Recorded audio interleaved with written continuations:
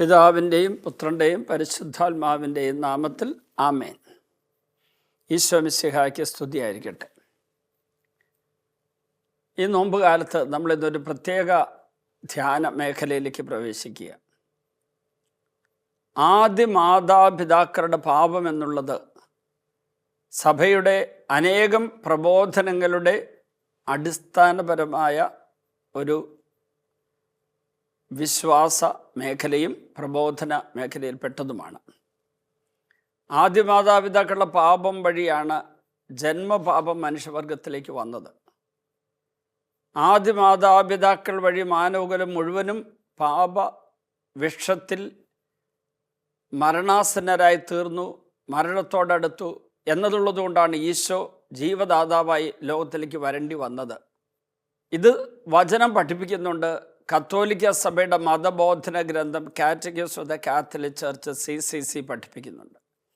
അപ്പോൾ അതുകൊണ്ട് ആദ്യ പാപം എന്തായിരുന്നു എന്നുള്ളതിനെക്കുറിച്ച് ചിന്തിക്കുമ്പോൾ നമ്മൾ മനസ്സിലാക്കേണ്ടത്, ഇതുമായിട്ട് ബന്ധപ്പെട്ട് സഭയ്ക്ക് ചില പ്രബോധനങ്ങളുണ്ട്, ബൈബിളിൽ ചില വചനങ്ങളുണ്ട്.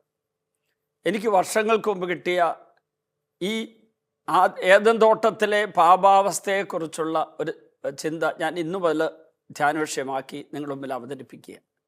നേരെ ആ വിഷയത്തിലേക്ക് പ്രവേശിക്കുക. ഉൽപ്പത്തി പുസ്തകം 2-ാം അധ്യായത്തിൻ്റെ 8-ാമത്തെ തിരുവചനം മുതലാണ് നമ്മൾ ധ്യാനിക്കുന്നത്. ഉൽപ്പത്തി 2:7 പുരുഷനെ അല്ലെങ്കിൽ ആദ്യ മനുഷ്യനെ ദൈവം സൃഷ്ടിച്ചതിനെക്കുറിച്ച് പറഞ്ഞത്. ആദ്യ സ്ത്രീയെ സൃഷ്ടിച്ചതിനെക്കുറിച്ച് ഉൽപ്പത്തി 2:21-22 പറഞ്ഞിട്ടുണ്ട്. ഉൽപ്പത്തി 2:8 മുതലുള്ള വചനങ്ങളിൽ ഈ സൃഷ്ടപ്രപഞ്ചത്തിലെ ഭൂമണ്ഡലത്തിൽ, മനുഷ്യവർഗം ജീവിക്കുന്ന ഭൂമണ്ഡലത്തിൽ, യൂണിവേഴ്സിൽ സൃഷ്ടപ്രപഞ്ചം, അണ്ഡകടാകം എന്നൊക്കെ പറയുന്ന ഈ സൃഷ്ടപ്രപഞ്ചം, അതിൽ സൂര്യനെ ചുറ്റിക്കറങ്ങുന്ന ഗ്രഹങ്ങളിലൊന്നായ ഭൂമി, അവിടെയാണ് മനുഷ്യനെ അധിവസിക്കുന്നത്. ആ മനുഷ്യനെ അധിവസിക്കുന്ന ഭൂമിയെക്കുറിച്ചുള്ള ആദ്യത്തെ തിരുമൊഴി ഇതായിട്ട് ഞാനൊന്ന് വ്യാഖ്യാനിക്കുകയാണ്. ഉൽപ്പത്തി 2:8.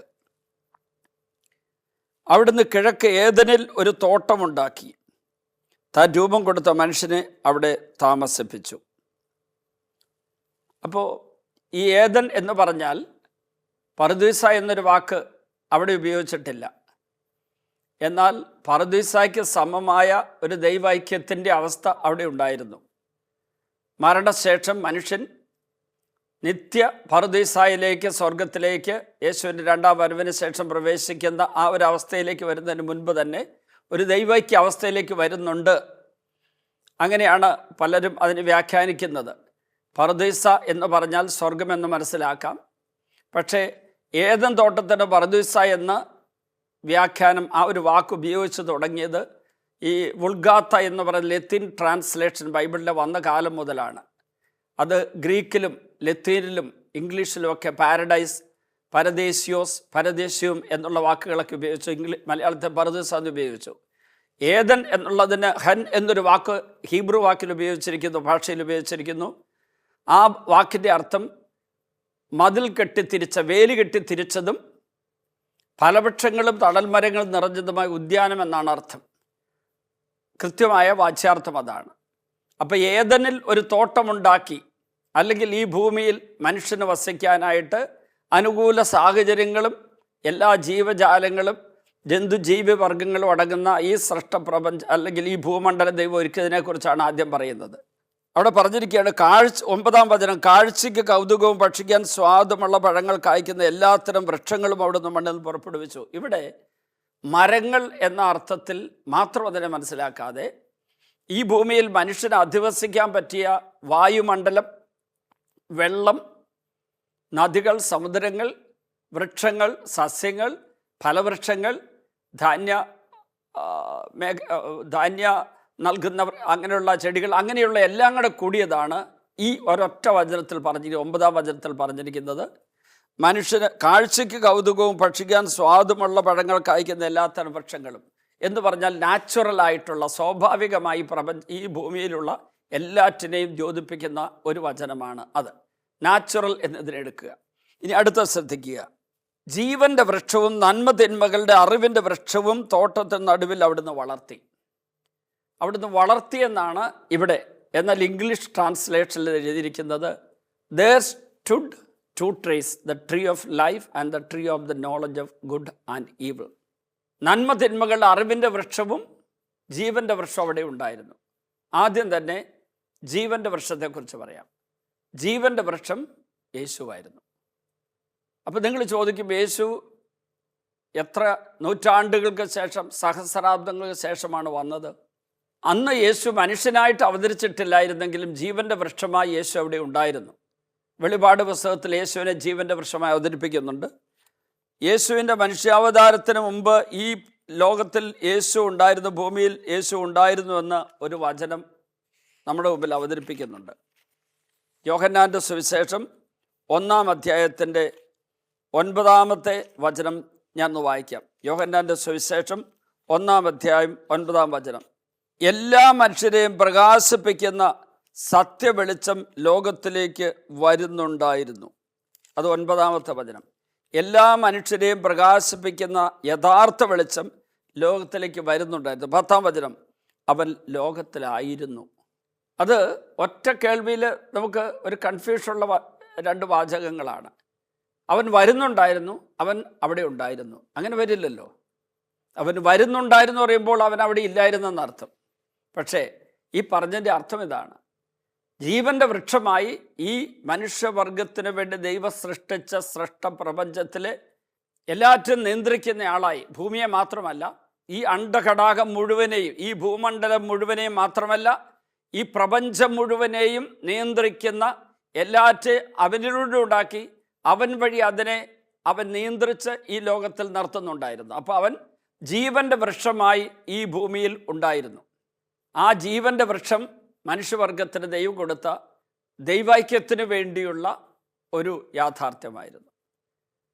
ഇനി ആ ജീവൻ്റെ വൃക്ഷം അവിടെ ഉണ്ടായിരുന്നു എന്ന് മനസ്സിലാക്കുമ്പോൾ അടുത്ത എന്താണെന്ന് കൂടി അറിയണം. നന്മ തിന്മകളുടെ അറിവിൻ്റെ വൃക്ഷം. ഞാനതിനെ സാത്താൻ എന്ന് വിളിക്കും. നന്മ തിന്മകളുടെ അറിവിൻ്റെ വൃക്ഷം എന്ന് പറഞ്ഞാൽ നമുക്കറിയാം, മാലാഖമാരിൽ നവവൃന്ദ മാലാഖമാരിൽ പ്രധാന മാലാഖയായിരുന്ന ലൂസിഫർ എന്ന അതിന് പേര് പിന്നീട് വന്നതാണ്, ട്രാൻസ്ലേഷനിലൂടെ വന്നതാണ്. അപ്പോൾ നന്മ തിന്മകളുടെ അറിവിൻ്റെ വൃക്ഷം എന്ന് പറയുമ്പോൾ പിശാച് ദൈവത്തോടു കൂടിയിരുന്ന മാലാഖയായിരുന്നു. അതാണ് സഭ പഠിപ്പിക്കുന്നത്. ദൈവത്തോടു കൂടെ ആയിരുന്ന ഈ മാലാഖ ദൈവത്തോടു കൂടെ ആയിരുന്നപ്പോൾ നന്മകളുടെ ദൈവകൃപയുടെ നിറവ് അനുഭവിച്ചു. അവൻ അനുസരണക്കേട് കാണിച്ച് നന്മയിൽ നിന്ന് വലിച്ചെറിയപ്പെട്ടപ്പോൾ, അല്ലെങ്കിൽ ദൈവത്തിൽ നിന്ന് അകറ്റപ്പെട്ടപ്പോൾ തിന്മയുടെ നിറവ് അനുഭവിക്കുന്നു. നന്മകൾ ഒരിക്കൽ അനുഭവിച്ച, ദൈവസാന്നിധ്യത്തിൽ നിറവ് അനുഭവിച്ച, ദൈവൈക്യത്തിൽ നിറവ് അനുഭവിച്ച ആ സൃഷ്ടി മാലാഖ ദൈവത്തിൽ നിന്ന് അകറ്റപ്പെട്ടപ്പോൾ അനുഭവിക്കുന്ന ദൈവകൃപയുടെ അഭാവത്തിൻ്റെ, തിന്മയുടെ, ദൈവകൃപ ഇല്ലായ്മയുടെ തിന്മയുടെ ആ അവസ്ഥ അനുഭവിച്ച ആ സൃഷ്ടി, അതാണ് ലൂസിഫർ അല്ലെങ്കിൽ പിശാച് എന്ന് വിളിക്കുന്ന ആദ്യ മാതാപിതാക്കൾ വഴിപിഴപ്പിച്ച സാത്താൻ. നന്മ തിന്മകളുടെ അറിവിൻ്റെ വൃക്ഷം ഈ പ്രപഞ്ചത്തിലുണ്ടായിരുന്നു. എന്തുകൊണ്ട് ദൈവം അതിനെ നശിപ്പിച്ചില്ല എന്ന് ചോദിച്ചാൽ, അരൂപികളെ സൃഷ്ടിക്കുന്ന, അത് സെൻ്റ് അഗസ്റ്റിനും ഒക്കെ പറയുന്ന ഒരു ആശയമാണ്. തോമസ് അക്വിനാസും വിശുദ്ധ അഗസ്റ്റിനോസൊക്കെ പറയുന്നതാണ്, അരൂപി ഒരിക്കൽ സൃഷ്ടിക്കപ്പെട്ടാൽ അത് ഇറ്റേണലാണ്, എന്നും നിലനിൽക്കും. നമ്മുടെ ആത്മാവിനെ പോലെ തന്നെയാണ്, എന്നും നിലനിൽക്കും. മറ്റു ഭൗതിക വസ്തുക്കളെ സൃഷ്ടിച്ച് അതില്ലാതാകുന്ന ഒരവസ്ഥ വരും. പക്ഷേ സ്പിരിറ്റ്, അരൂപി സൃഷ്ടിക്കപ്പെട്ട് കഴിഞ്ഞാൽ എന്നും നിലനിൽക്കും. അപ്പോൾ അവിടെ ആ സൃഷ്ടിക്കപ്പെട്ട അരൂപിയായ പിശാചിൻ്റെ അധികാരം തകർത്ത് അവനെ നിയന്ത്രണ വിധേയനാക്കി യേശു കീഴടക്കി എന്നുള്ളതാണ് സത്യം. അവനെ ഇല്ലായ്മ ചെയ്ത്, അനേഹിലേറ്റ് ചെയ്ത് ഇല്ലാതാക്കി, അവനെ നശിപ്പിച്ചില്ല. അത് പൂർണ്ണമായിട്ട് അവൻ്റെ അധികാരം തകരുന്ന, എല്ലാ അധികാരവും തകരുന്ന ഒരവസ്ഥ ഈശോ ഉണ്ടാക്കി വെച്ചിട്ടുണ്ട്. പക്ഷേ അത് യേശുവിനോട് ഐക്യപ്പെടുന്നവർക്കേ ആ അധികാരത്തിൻ്റെ ഫലമായി അനുഗ്രഹം കിട്ടുകയുള്ളൂ. നമുക്കതിലേക്ക് പിന്നീട് വരാം. ഇപ്പോൾ ഇത്രയും ചിന്തിക്കുക, ഈ നന്മ തിന്മകളുടെ അറിവിൻ്റെ വൃക്ഷം സാത്താനായിരുന്നു. അതായത് ഞാൻ അതിനെ ഇങ്ങനെ പറയട്ടെ, എല്ലാ സസ്യങ്ങളും വൃക്ഷങ്ങളും എല്ലാം കൂടെ അടങ്ങുന്ന, കാഴ്ചയ്ക്ക് കൊതുക് ഭക്ഷിക്കാൻ സ്വാദമുള്ള പഴങ്ങൾ കായ്ക്കുന്ന വൃക്ഷങ്ങൾ നാച്ചുറൽ, സൂപ്പർ നാച്ചുറലാണ് ജീവൻ്റെ വൃക്ഷം. ഇനി പിശാചാകുന്ന നന്മതിന്മകൾ അറിവിൻ്റെ വൃക്ഷം anti supernatural and anti natural. അതിസ്വാഭാവിക മേഖലയ്ക്കെതിരായ സ്വാഭാവിക ഈ ലോകത്തിലുള്ള ക്രമീകരണങ്ങൾക്കും മനുഷ്യർക്കും എതിരായിട്ടുള്ള ആ അരൂപി, അതിനെ anti supernatural, anti natural എന്ന് വിളിക്കുക.